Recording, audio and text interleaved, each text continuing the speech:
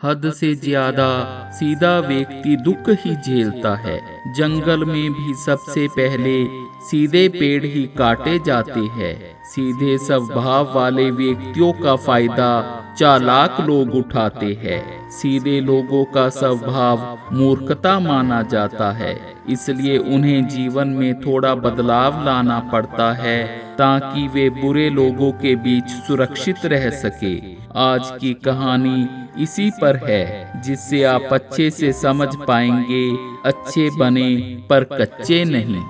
एक बार महात्मा बुद्ध लोगों को शिक्षा दे रहे थे, तभी वहां राजा अजातशत्रु परेशान हालत में पहुंचता है। राजा महात्मा बुद्ध को प्रणाम करता है और कहता है कि भगवान, जब मैं निर्दयी था लोग मुझसे डरते थे, मेरी इज्जत करते थे, मेरा हर फैसला मानते थे।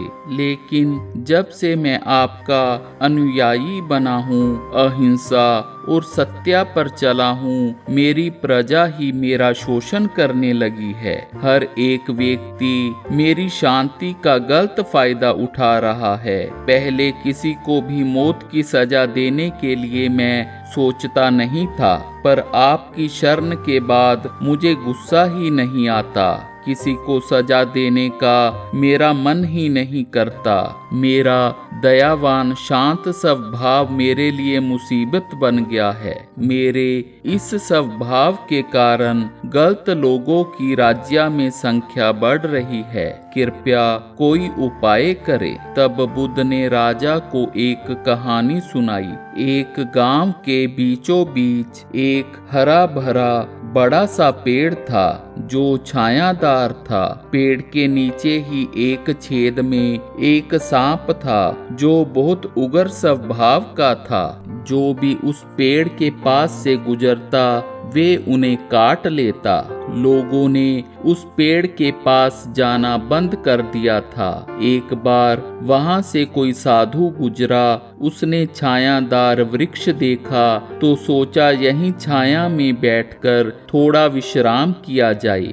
एक व्यक्ति ने जब ये देखा तो उसने साधु से कहा, महाराज, पेड़ से दूर रहें, यहाँ एक भयंकर सांप है जो सभी को काट लेता है। साधु मुस्कुरा कर पेड़ के नीचे बैठ गए। सांप फुंफकारते हुए छेद से बाहर आया। साधु ने कोई मंत्र पढ़ा जिससे सांप साधु की भाषा बोलने और सुनने लगा। सांप ने साधु से कहा, ये मेरी जगह है, यहाँ आने वाले किसी भी इंसान को मैं जिंदा नहीं छोड़ता। क्या तुम्हें मुझसे डर नहीं लग रहा? साधु ने कहा, इसमें डरने वाली क्या बात है? मृत्यु तो एक दिन आनी है, इसलिए मुझे तुमसे डर नहीं लग रहा। लेकिन तुम इंसानों से डरकर उन्हें काट लेते हो। तुम्हें डर है कि कहीं वे पास आकर तुम्हें मार ना दे। सांप ने सुना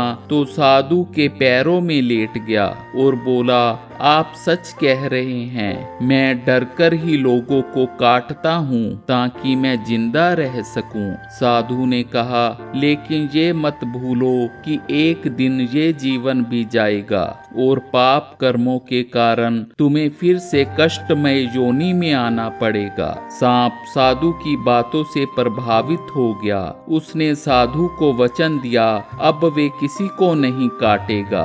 जब लोगों को पता चला कि अब सांप किसी को नहीं काटता तो लोग उसे परेशान करने लगे। बच्चे उस पर पत्थर मार देते तो वे जख्मी हो जाता। वे छेद से कम ही निकलता। लोग छेद में भी पत्थर फेंक कर उसे चोट पहुंचा देते। सांप का जीवन अब कष्टमयी हो गया था। एक बार दोबारा वही साधु उस गांव में आए और उसी पेड़ के पास गए। वे सांप की दयनीय हालत पर हैरान हो गए। सांप को रेंगने में भी परेशानी हो रही थी। वे कमजोर लग रहा था। साधु ने पूछा, तुम्हारी ये हालत कैसे हो गई? तब सांप ने बताया, आपकी बातों के अनुसार मैंने लोगों को काटना बंद कर दिया, पर लोग मुझे चोट पहुंचाने लगे। बच्चे भी मुझसे नहीं डरते, वे अगर मुझे बाहर बैठा देख लेते तो मुझे रस्सी की तरह उठाकर इधर उधर फेंक देते हैं। साधु ने सांप को कहा, तुमने मेरी बातों को अच्छे से नहीं समझा। मैंने तुम्हें काटने से मना किया था, लेकिन अपनी आत्म रक्षा करने के लिए फुफकारने से मना नहीं किया था। कहानी सुनाने के बाद बुद्ध ने राजा अजात शत्रु से कहा, राजन, तुम भी मेरा उपदेश समझ नहीं पाए। अपना क्रूर स्वभाव त्याग करो, लेकिन उचित निर्णय लेकर कर्तव्य का निर्वाह करो। आप बाहर से कठोर बनकर राजा का कर्तव्य पूरा करो, ताकि प्रजा अनुशासन में रह सके, लेकिन अंदर से साधु बने रहो, ताकि तुम्हारे अनुचित निर्णय से किसी का बुरा ना हो।